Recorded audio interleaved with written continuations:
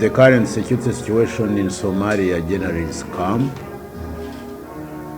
All activities that are supposed to be going on are going on in Somalia.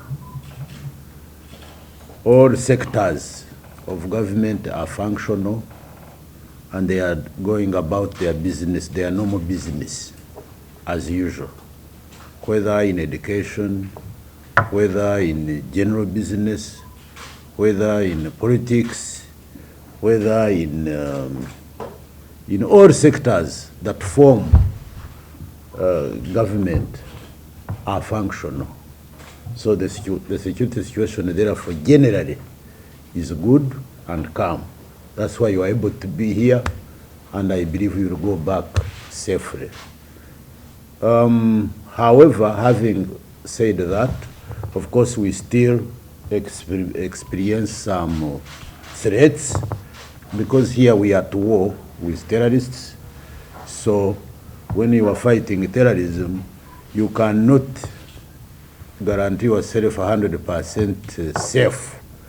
However, this does not stop you from going on with the normal business. So the situation generally is calm, but we face threats, and every day that comes, we work against those threats as the military wing of this mission.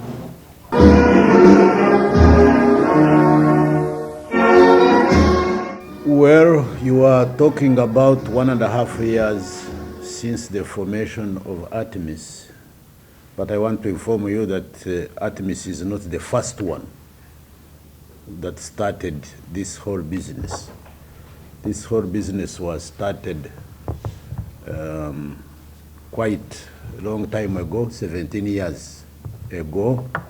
ATMIS built on the efforts of AMSOM. AMSOM was established in 2007, which is now 17 years ago. So therefore, the force has been instrumental in all what is happening in Somalia, in terms of provision of conducive environment for other sectors to take shape. If you have been reading the history of Somalia, since when they got into this trouble, I think it was 1992, up to when AMSOM was established, Somalia did not have a functional government. It is therefore after the formation of AMSOM and later transiting into ATMIS that made it possible for Somalia as a country to have a functional government, for Somalia as a country to begin recovering economically, to begin talking of so many sectors we are talking about. So, therefore, if we are looking at the achievements, we should not just concentrate on 1.5 years ago. We should go further when this mission or when this effort was started. There is a positive change that we see. If this continues, then we have high hopes in a total recovery of Somalia as a country. As you all know, Somalia now is a member of East African Community. This is a new development. This is because of our effort. And as you may be aware, maybe next year, Somalia government will be a member of the Security Council. So all these have happened because of the efforts of all actors that have been in this.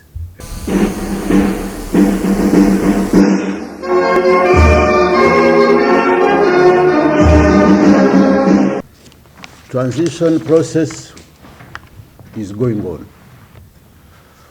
The mandate of ATMIS ends on the 31st of December this year.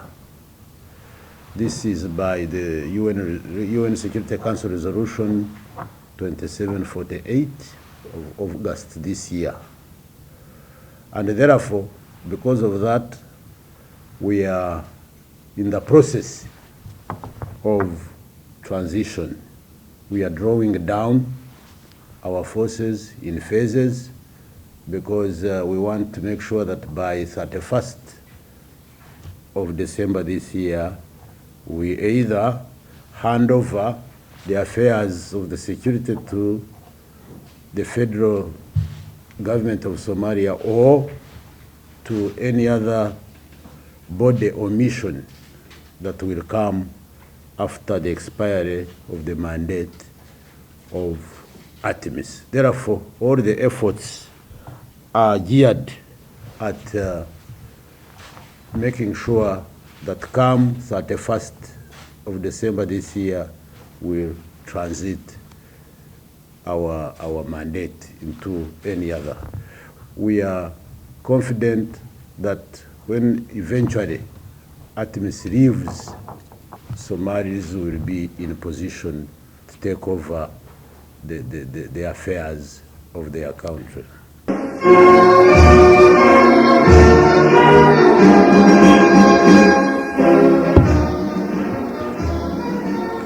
We are not only the ones supporting them as ATMIS, of course there are other partners that are supporting them, the European Union, the Americans, the Turkish, and all, you know. So we think by that time the security forces of Somalia will be strong enough. But this does not mean that they are 100%. They need more support, more pushing, more mentoring, so that in near future they are in a position to do what the Constitution requires them to do.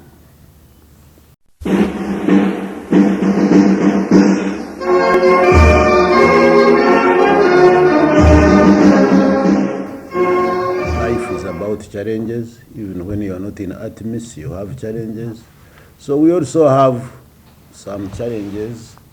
Of course, numbers, for example, when we talk of drawing down, that reduces the capacity of the force. And therefore, when you reduce the force levels, the numbers, then you need to supplement whatever is remaining with what we call force enablers and force multipliers. And of course that requires a lot of resources to do so. So we feel that is really the main challenge, lacking enough force multipliers and force enablers to be able to augment on the small force that is remaining in the theater to be able to defeat or to perform the duties we are required to carry out. Well, apart from that, these other ones are small challenges here and there. Of course, the other challenge would be maybe funding, because sometimes the clear lines of our support, we are being supported by UN agencies like UNSOS, through African Union, United Nations, but sometimes the kind of support sometimes is cut here and there because of scarcity resources, so that one sometimes hinders the mission from doing what they are supposed to be doing in time. Otherwise, the rest we can maneuver through those small challenges here and there.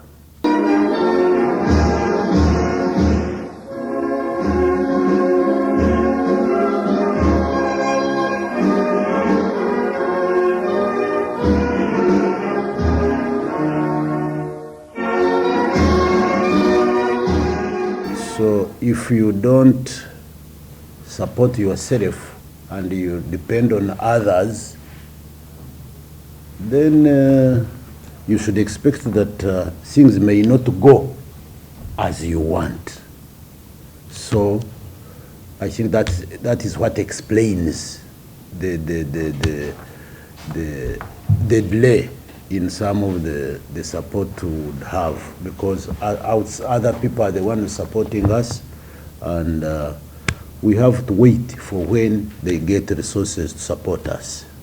Since we don't pay ourselves, then it may delay a bit, and that wouldn't really cause trouble. I don't think so myself, because we don't only come here following allowances or payments. If you look at the contributing countries to this mission are not very far from here. One of them is Ethiopia, they are neighbors here. The other one is Djibouti. You cannot differentiate who is a Djiboutian and who is a Somali. The other one is Kenya, neighbors. You have Somalis in Kenya like you have Somalis in Somalia. The other one is Uganda, not very far from me. I come from Uganda, but it would be difficult for you to know that I'm not a Somali, I'm a Ugandan. Then you have Burundi, which is not also very far from here. We have some Burundi here who look like Somalis. So now, what I'm trying to bring out here, we don't only come here because we come to get allowances. No, we come here because we are guided by an ideology called two, actually. One is Pan-Africanism. We are guided by an ideology known as Pan-Africanism. We know we are all the same people. When Somalis have issues, certainly those issues will have to affect us. And if we don't, if it's like when your neighbor's house is on fire, would you comfortably sleep in your bed and pull your wife, you extend here because I want warmth? No. No. Because your neighbor's house is on fire, and that fire may spill over to your own house if you don't get out and help him to put off that fire. Therefore, we are here in Somalia following that ideology. Whether they are allowances or not, Somalis are our brothers and sisters. What affects them directly affects us. And therefore, as fellow Africans, we need to really always come to help our African brothers and sisters. If we wait for the non-Africans to come, let non-Africans come and find us there. But for us to sit in our houses and say, let the Americans or whoever first come, I think that one is not a good thing. They will not affect our performance, our morale, because we are here not because of money, but because of the ideology called Pan-Africanism. We shall be here, we shall be in Burundi, we shall be in Uganda whenever there is a problem, not because of money, but because we are all the same people and we are all Africans. As a force commander, without saying a word on Burundi forces, because you come from Burundi, you must take home information about the Burundi National Defense Forces in the mission. So I want to tell you how important this force has been in this mission since its inception, since the mission was started. As you are aware, they were number 2 in this mission. They followed Uganda, and I even believe that it is because of their coming that shifted the arrangement in this mission. Initially, it could have been Uganda, Somalia matter, but this one now, when Burundi joined, now it became an African Union mission. So Burundi has been playing a huge role in this mission. They were here towards the end of 2007 up to today. These are 17 years ago. They have contributed greatly in this mission. They participated together with Uganda in the liberation of Mogadishu. They participated with the Uganda forces in liberating all these towns, Afogoy, Arbiska, I don't know what, until they liberated the Joha and they got their own independent sector.